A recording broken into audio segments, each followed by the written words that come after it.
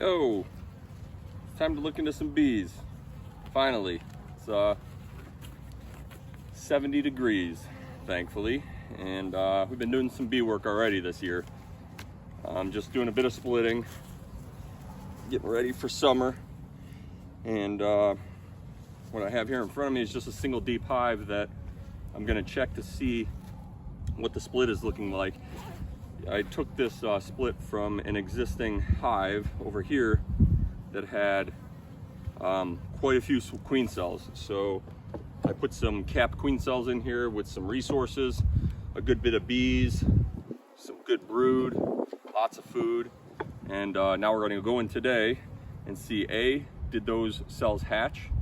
Is there a virgin running around in the box? Maybe we'll hear her piping. Or are they gonna be hatching here in the next couple of days? Because I made this split when they were already capped, I don't know exactly how long they've been capped for. So we could have either one of those situations. So let's hop in and take a peek. Try to make this quick and easy. Show you how I like to do it. Hopefully there will be a good bit of bees in here. I made a split right in the middle of the day. All right, that looks promising already. Got a nice amount of bees here on the top. Crack the box. Yeah, it looks awesome. Let me see what you guys can see from here. Yeah, let's just have a look. It's great. Got 10 frames of bees. This box will be ready for this hive will be ready for another box here in short order. But first, let's make sure we got a at least a viable virgin queen. And then we can go from there. All right, so I can't remember exactly where those queen cells were, but I know that they were on the bottom of the cells. So on the bottom of the frames. One easy way to do that is to just tilt the box forward and have a look and see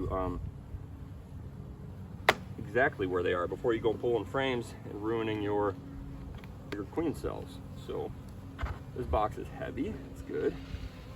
I'm gonna pull it forward and then lay it back. Bingo. All right, I can see queens have already hatched. We have virgins in this box. I say virgins because there's multiple. You see right there, that queen cell is hatched. The ones below it, you see all the caps. Okay, something even cooler here to look at. If I can get the image just right. You see how that upper queen cell looks like it was chewed through the side. And then same with the one that is third down. Let me see if I can get them back in frame here, hold on. There we go. And then the one that is fourth down is chewed through the side. That's because the one that is second down, right there, hatched from its normal spot and then went on to chew through the sides of those 3 other remaining cells and probably killed those virgins itself, which is good actually. This is good news because that's less odds that they're going to throw a secondary or a first swarm following being split if there's too many virgins in the box. So it looks like one of those queens already went and handled a bunch of business, which is good for us. So let's see if we can get in and find her. Yeah, that looks great. I think I had a total of maybe 5 cells in this box, and it looks like 2 of them hatched naturally. So we have a decent odds of finding 2 virgins in this box. So now, because we already know that those queen cells have hatched, you don't have to be as gentle when you're going through the box for fear of ruining a queen cell. So I'm gonna make some space here, pull some frames and show you guys what I see, and move on to the next one because I can't spend a whole lot of time doing this. Although I'd love to stay in every box for a half hour just kind of looking and learning, but really doesn't take that much. Wow, lots of bees here. This is great.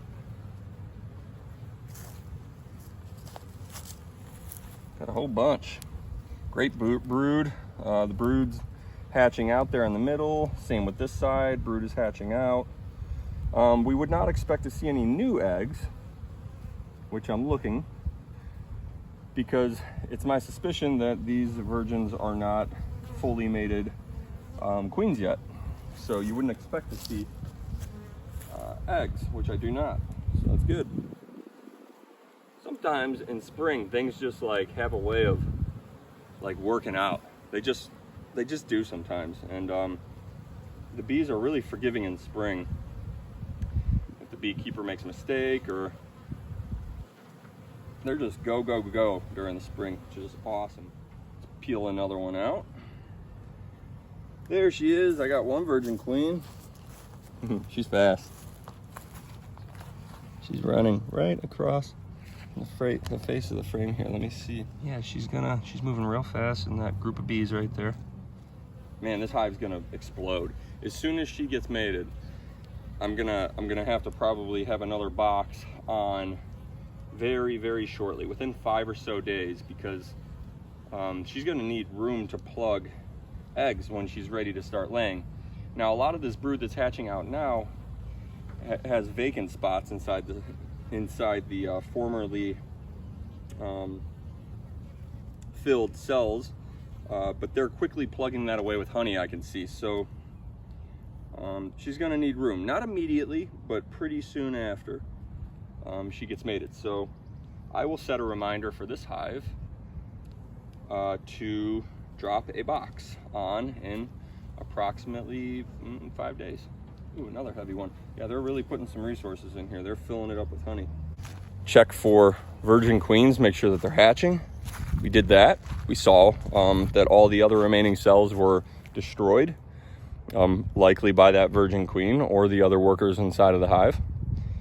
She's gonna go on to get mated. She's gonna go on a series of mating flights, probably like between 4 and 7, depending on the weather, over the next handful of days. She'll be inseminated with lots of different genetic DNA, and then she will come back, and she will never leave that hive again until she's ready to either swarm or they carry her out after she's died. So as our job as a beekeeper, we want to keep our bees and not just have bees. So we want to prevent swarming. So hopefully she'll live out the rest of her life right there in that box. We appreciate you guys watching. Looking forward to the rest of the season. It's just getting going. The weather's great.